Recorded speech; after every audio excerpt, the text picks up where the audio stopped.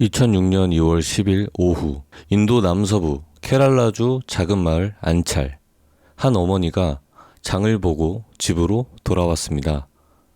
문을 열자마자 그녀가 본 것은 목이 그어진 채 쓰러져 있는 24살 딸 란진이와 태어난 지 겨우 17일 된 딸의 쌍둥이 손녀들이었습니다. 경찰은 범인을 매우 빠르게 특정을 했고 이름과 사진, ATM 기록 그리고 목격자까지 모든 증거가 명확했습니다. 그런데 결정적인 문제가 하나 있었는데요. 그 범인 2명이 그대로 증발을 해버렸다는 겁니다. 그 후로 오랜 시간이 흘렀습니다. 그리고 거의 20년 가까이 지난 2025년 이 미제를 해결한 것은 뜻밖에도 완전히 새로운 방법이었습니다. 오늘은 케랄라에서 벌어진 19년 동안 미궁에 빠져있던 3중살인 사건을 자세히 알려드리겠습니다. 그럼 시작하겠습니다. 먼저 이 사건의 핵심 인물인 산타마부터 이야기를 해보겠습니다. 산타마는 정말 평생 고난의 연속이었던 한 어머니입니다. 그녀는 비교적 젊은 나이 20대 초중반에 딸 란진이를 낳았습니다. 그런데 란진이가 아직 어린아이일 때 남편이 갑자기 가출을 해버렸습니다. 사실상 집을 그냥 나가버린 거죠. 그 순간부터 산타마는 완전히 혼자서 아이를 키워야 했습니다. 공장에서 일을 하면서 하루하루를 버텼고 월급은 적었지만 딸이 배고프지 않게 추위에 떨지 않게 하려고 끝까지 포기하지 않았죠. 그러다 건강이 악화가 돼서 자궁 적출 수술까지 받았습니다. 그렇게 수술을 하고 회복하는 동안에도 그녀가 가장 걱정한 건 돈이 아니라 딸 란진이었습니다. 산타마는 나중에 인터뷰에서도 이렇게 말을 했는데요. 내가 살아가는 유일한 이유이자 나를 돌봐줄 유일한 존재가 바로 내 아이였다. 그녀에게 딸 란진이는 단순한 딸이 아니라 삶의 전부이자 유일한 희망이었습니다. 란진이는 그런 엄마를 지켜보며 자랐습니다. 인도의 안찰, 작고 소박한 집에서 화려한 꿈보다는 서로를 의지하며 사는 조용하고 평범한 삶을 꿈꾸는 착한 딸이었습니다. 어머니가 얼마나 많은 것을 희생하면서 자신을 키웠는지 잘 알았기 때문에 란진이도 최대한 엄마에게 짐이 되지 않으려고 노력하며 살았죠. 2006년 당시 란진이는 24살의 젊은 나이였습니다. 그런데 란진이가 20살이 되던 무렵 그녀의 인생이 완전히 뒤바뀌는 일이 벌어졌는데요. 바로 결혼도 하기 전에 란진이가 임신을 하게 된 것이었습니다. 란진이가 임신을 하게 된 경위에 대해서는 지금도 2가지 이야기가 존재합니다. 대부분의 언론이 처음 보도했던 것은 사랑에 빠진 연인 버전이었습니다. 같은 마을에 살던 육군 군인 디빌 쿠마르를 우연히 만나 친해졌고 감정이 깊어져 관계를 가졌다는 내용이죠. 하지만 엄마 산타마는 강하게 부인했습니다. 그녀가 주장하는 건 스토킹과 성폭행이었습니다. 한마디로 강제로 당했다는 건데요. 산타마가 병원에 입원해 수술 후 회복 중이던 어느 날 자궁 적출 수술을 얘기하는 거겠죠. 그때 딸 란진이가 집에 혼자 있었습니다. 남성 디빌 쿠마르는 미리 집 안에 들어가 기다리다가 란진이를 덮쳤고 진정제 같은 약물을 사용해 의식을 잃게 한 뒤 성폭행을 저질렀다는 것이죠. 란진이가 깨어났을 때는 그 다음 날이었습니다. 하체의 극심한 통증과 피를 보고서야 자신이 무슨 일을 당했는지 깨달았다고 하죠. 기억은 거의 없었고 마지막으로 본 것은 바로 자신을 임신시킨 디빌 쿠마르의 얼굴이었다고 합니다. 그리고 몇 달 후 란진이는 충격적인 사실을 알게 되죠. 바로 자신이 쌍둥이를 임신했다는 것입니다. 디빌 쿠마르는 임신 소식을 듣자마자 완전히 태도를 바꿨습니다. 강하게 낙태를 요구하면서 그건 내 아이가 아니다 라고 부인까지 해버렸는데요. 그 후로는 란진이를 철저히 피하기 시작했습니다. 심지어 군부대로 복귀하면서 연락까지 끊어버렸죠. 란진이는 엄청난 충격과 공포 속에 빠졌습니다. 2006년 당시 인도 사회는 특히 케랄라의 작은 마을에서 미혼모가 된다는 건 단순한 개인 문제가 아니었습니다. 이웃들의 따가운 시선, 뒤에서 수군거리는 험담, 친척들의 외면, 심지어 가족의 수치라는 말까지 들으며 하루하루를 버텨내야 했습니다. 그 압박은 상상 이상으로 컸습니다. 하지만 란지니는 결국 아이들을 낳기로 결심했습니다. 산타마는 그런 딸을 말리면서도 끝까지 곁을 지켜주었고 모녀는 함께 이 힘든 시기를 견뎌냈습니다. 2006년 1월 24일 란지니는 트리반드룸의 사트 병원에서 건강한 쌍둥이 딸 2명을 출산했습니다. 출산 과정은 순탄했지만 마음은 무거웠습니다. 아기들이 태어났다는 기쁨과 동시에 앞으로의 힘든 현실이 눈앞에 펼쳐졌기 때문입니다. 그런데 바로 이 병원에서 또 다른 남자가 란지니의 삶에 등장하게 됩니다. 자신을 아닐 쿠마르라고 소개한 한 남성이었습니다. 나도 콜람 지역 출신이다 라며 친근하게 접근을 했고 란지니가 힘들어하는 모습을 보고 수혈이 필요하면 자신이 해주겠다며 곁을 지켜주었습니다. 아마 혈액형이 같았나 보죠. 부드럽고 따뜻한 말투, 세심한 배려 때문에 란지니는 그에게 조금씩 마음을 열게 됩니다. 태어날 때도 아닐 쿠마르는 산타마와 란지니 그리고 갓 태어난 쌍둥이들을 자신의 차로 집까지 데려다 주기까지 했죠. 란지니는 그럴 때 생각했다고 합니다. 아, 이 세상에 아직 나를 진심으로 도와주는 사람이 있구나. 출산 후 상황은 생각보다 더 혹독했습니다. 소문은 순식간에 안찰 마을 전체로 퍼졌고 미혼모에 대한 마을 사람들의 시선은 극도로 차가웠습니다. 란지니와 산타마는 결국 그 마을을 떠나기로 결심했습니다. 병원에서 만났던 아닐 쿠마르의 도움으로 다른 도시 교회에 작은 집을 얻어 이사했지만 소문은 그곳까지 따라왔죠. 결국 란지니는 더 이상 도망치지 않겠다라고 결심하며 다시 자신이 살던 안찰 마을로 돌아왔습니다. 그렇게 친척 집에 머물렀지만 그곳에서도 이웃뿐 아니라 친척들로부터 계속된 멸시와 따돌림을 받아야 했죠. 란지니는 이 고통을 끝내고 싶었습니다. 그래서 그녀는 엄청난 용기를 내서 애 아빠인 디빌 쿠마르에게 편지를 썼습니다. 분노나 원망이 아닌 간절한 부탁이었죠. 제발 아이들이 아버지 이름을 가질 수 있게만 해주세요. 아버지 없이 태어났다는 낙인만은 면하게 해주세요. 하지만 디빌 쿠마르는 끝까지 친자 관계를 부인했습니다. 그러자 그의 처남 스리 쿠마르가 란지니에게 여성위원회에 가서 해결하라고 제안을 했습니다. 란지니와 산타마는 그 조언을 받아들여 주 여성위원회에 도움을 요청했지만 디빌 쿠마르 가족은 란지니를 전혀 지지하지 않았습니다. 도와주는 척하면서 뒤에서는 다른 생각을 했다고 보여집니다. 오히려 란지니의 주장을 강하게 부정을 하고 그녀의 인격을 의심하며 비난하는 태도를 보였습니다. 여성위원회에서 DNA 검사를 명령받았지만 결과가 나오기 전에 비극이 일어나고 말았습니다. 2006년 2월 10일입니다. 산타마는 평소처럼 아침을 준비하고 란지니에게 우유를 따라준 뒤 관공서에 출생신고 서류를 처리하러 집을 나섰습니다. 집에는 란지니와 태어난 지 정확히 17일 된 쌍둥이 아기들만 남아있었죠. 그때 평소처럼 친근한 얼굴로 아닐 쿠마르가 집을 찾아왔습니다. 그 병원에서 도와줬다는 남성입니다. 그는 란지니와 잠시 대화를 나누다가 산타마가 없는 것을 확인한 뒤 계획대로 행동에 들어갔습니다.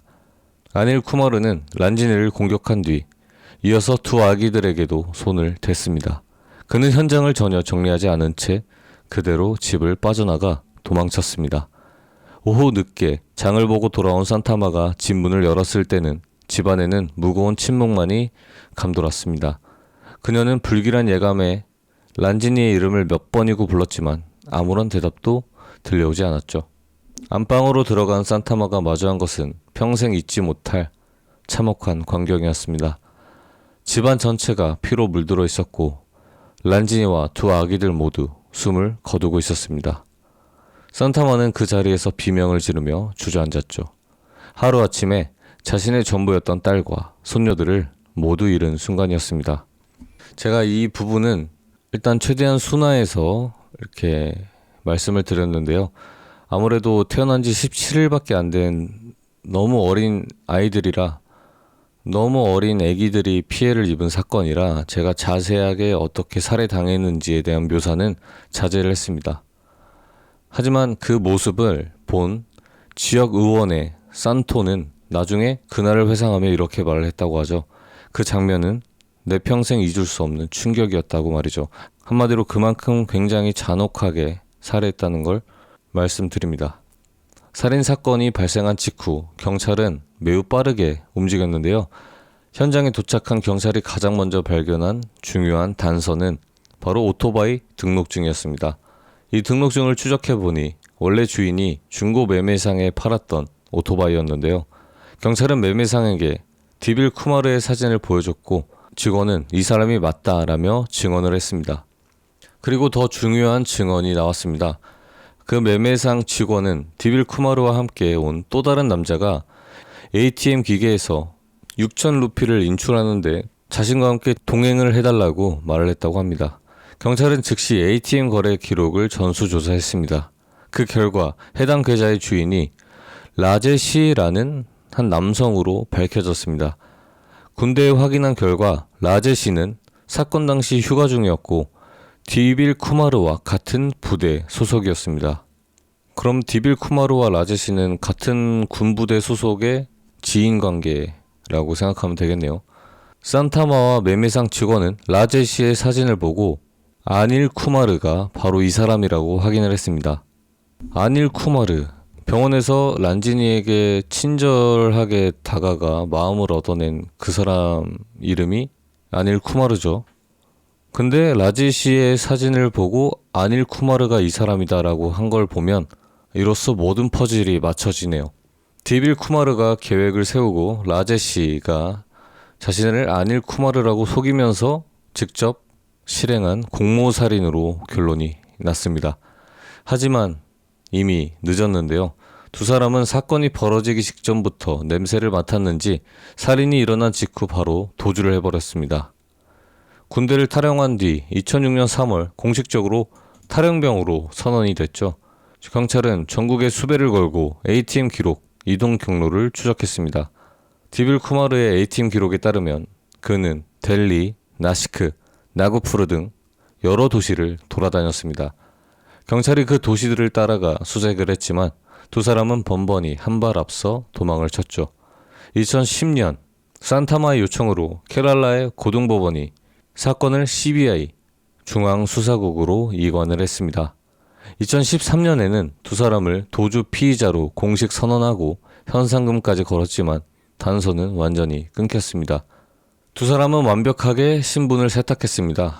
새로운 이름과 위조 신분증 그리고 새로운 주소. 푸두체리로 내려가 조용히 정착을 해 결혼까지 하고 디빌 쿠마르는 비슈누라는 이름으로 인테리어 디자인 회사를 운영하며 살았습니다. 그렇게 19년이라는 시간이 금세 흘러버린 거죠. 전국적으로 수배를 했지만 왜 잡기가 힘들었을까 의문이 생기죠.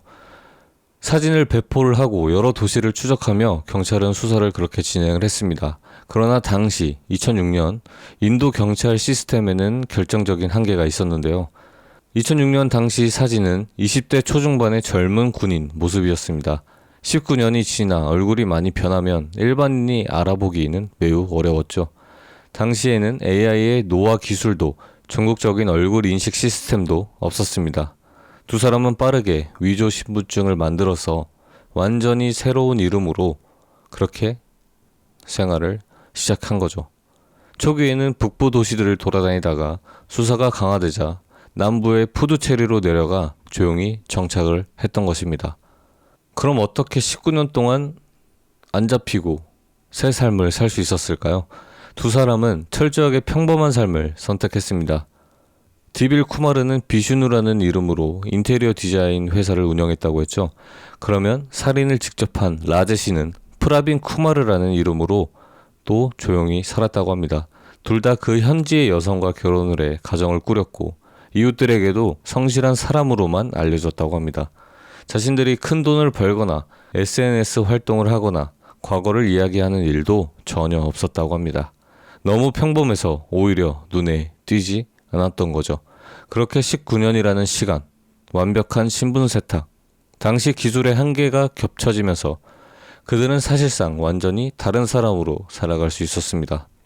그렇게 19년이라는 시간이 흐르고 사건은 점점 사람들의 기억 속에서 사라져갔고 많은 사람들이 이제 찾기 힘들겠다라고 생각을 했습니다. 하지만 한 사람만큼은 절대 포기하지 않았는데요. 바로 샤나바스 경감입니다. 당시 사건을 처음 수사했던 그는 시간이 지나 경찰서장이 되었음에도 이 사건을 마음속에서 지우지 못했습니다. 그는 가끔 동료들에게 산타마의 얼굴이 아직도 잊혀지지 않는다 라고 말하곤 했습니다. 2023년 샤나바스 경감은 케랄라 경찰 정보국 동료들과 이야기를 나누다가 다시 불을 지폈는데요. 이 사건을 아직도 해결하지 못했다는 게 너무 마음에 걸린다고 말했습니다. 그렇게 케랄라 경찰 정보국이 CBI의 공식 관할임에도 조용히 자체 재수사를 시작했습니다. 그리고 그들에게는 이전 수사팀이 없었던 강력한 무기가 있었죠. 바로 AI였습니다. 그럼 AI는 정확히 어떻게 사용됐을까? 경찰은 2006년 당시 사진을 AI에게 입력하고 19년치 노화를 시뮬레이션했습니다. 얼굴 뼈 구조, 주름, 피부 변화, 머리카락, 그리고 체형까지 세밀하게 분석을 해서 현재 모습을 최대한 현실적으로 만들어냈죠. 수십 번의 테스트 끝에 완성된 AI 이미지를 역 이미지 검색과 SNS에 돌렸습니다. 그 결과 푸드체리에서 올라온 한 결혼 사진에서 놀라운 매치가 나왔는데요. 2025년 1월 4일 CBI와 케랄라 경찰은 푸드체리에서 두 사람을 동시에 체포했습니다. 체포 당시 체포 소식은 그들의 새로운 가족에게는 청천벽력 같은 충격이었습니다. 디빌 쿠마르는 푸드체리에서 학교 선생님과 결혼을 해 아이들을 낳고 살고 있었는데요. 참 뻔뻔하죠. 그의 아내와 아이들은 과거에 자신의 남편이 뭔 일을 저질렀는지는 전혀 모르고 있었죠. 그렇기 때문에 갑작스러운 경찰의 출동과 체포 장면에 가족들은 큰 충격을 받았고 주변 이웃들도 그 사람이 그런 사람이었냐며 믿기 어려워했습니다. 살인을 직접 한 라제시 또한 현지 여성과 결혼을 해 가정을 꾸리고 있었죠. 그의 가족들도 마찬가지로 완전히 충격에 빠졌습니다. 두 사람 모두 푸드체리에서 착하고 성실한 남편, 좋은 아버지로 알려져 있었기 때문에 주변 사람들은 완전히 다른 사람처럼 살았다며 놀라움을 감추지 못했습니다.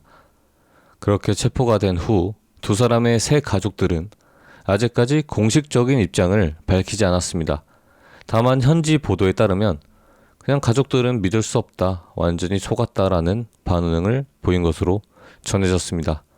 그 결혼한 여성과 부인이 무슨 죄인지는 모르겠지만 이렇게 끝까지 피해만 주다가 잡혀가네요. 두 사람이 체포된 후 그렇게 수사는 빠르게 진행이 됐는데요. 2025년 1월 4일 체포 당일 디빌 쿠마르와 라제시는 곧바로 코치에 있는 CBI 법원에 출두를 했습니다. 법원은 두 사람에게 14일간 사법 구금을 결정을 했죠. 한마디로 구속 체포를 했다는 말입니다. 그렇게 체포된 당일 디빌 쿠마르는 상당 부분 자백을 했습니다. 그는 조사관 앞에서 란지니가 임신을 했다는 사실을 알게 된 순간부터 태어날 아이들까지 모두 제거를 할 계획을 세웠다고 진술을 했습니다. 그렇게 같은 군부대 출신인 라제시를 설득해 범행에 끌어들였고 실제 살인은 라제시가 저질렀다는 사실도 인정을 했습니다. 살인을 한 라제시는 처음에는 일부 부인하는 태도를 보였지만 디빌 쿠마르의 자백과 증거들이 쏟아지자 점차 입장을 바꾸기 시작했죠.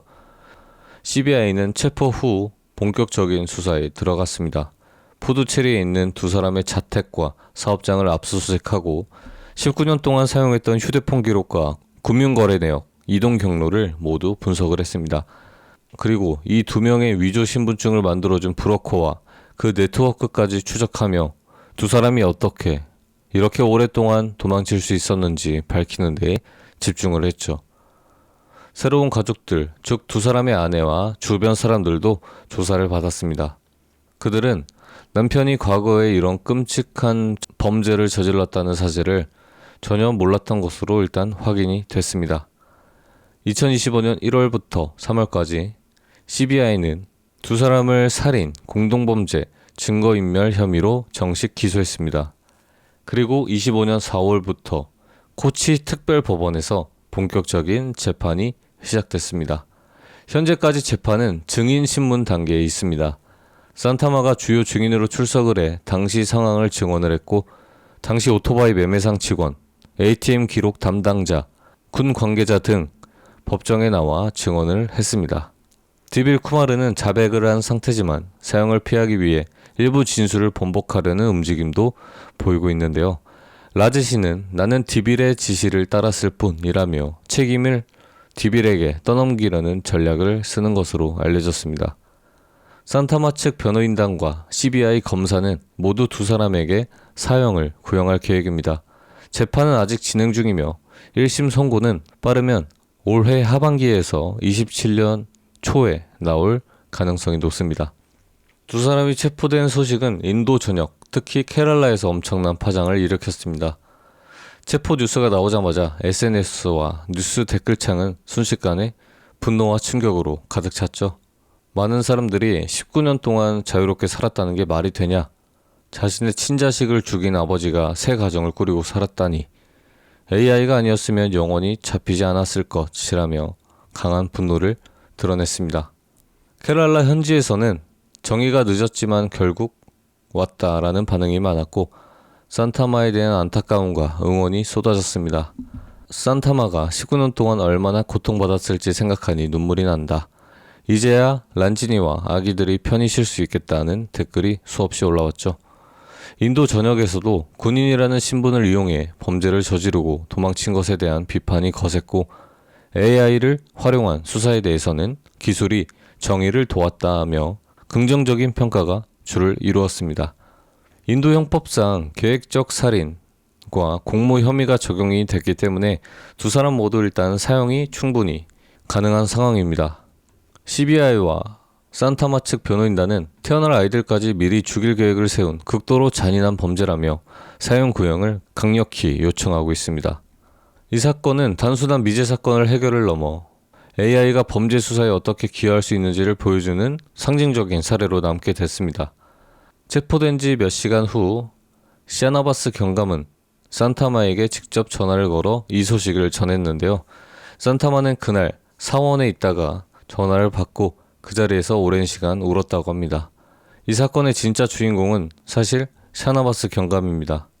19년이라는 긴 세월 동안 대부분의 사람들이 이미 잊어버린 미제 사건을 끝까지 포기하지 않고 끌고 온 사람, 그가 동료들을 설득해 정보국이 재수사를 시작하지 않았다면 AI를 활용한 이 검거도 결코 이루어지지 않았을 것입니다. 한 경찰관의 19년 집념과 기술의 힘, 그리고 끝까지 정의를 기다린 피해자 가족의 의지가 만나 만들어진 결말이었습니다. 현재 디빌 쿠마르와 라제시는 코치 특별법원에서 재판을 받고 있고, CBI는 두 사람 모두에게 사형을 구형할 예정입니다. 19년 만에 빛을 본 정의, 그리고 그 정의를 포기하지 않은 한 경찰관의 이야기가 바로 이 사건의 핵심이죠. 산타마는 여전히 매 재판에 참석하며 끝까지 진실을 지켜보고 있습니다. 그녀가 19년 동안 기다려온 것은 복수가 아니라 단 한 번의 정의였죠. 이 사건은 우리에게 많은 것을 생각하게 합니다. 시간이 아무리 흘러도 포기하지 않는 누군가가 있다면 정의는 결국 찾아올 수 있다는 것, 그리고 기술이 올바르게 사용될 때 얼마나 큰 힘을 발휘할 수 있는지를 보여준 사례입니다. 여러분은 어떻게 생각하시나요? 오늘 영상은 여기까지입니다. 그럼 저는 다음 이야기로 돌아오겠습니다. 감사합니다.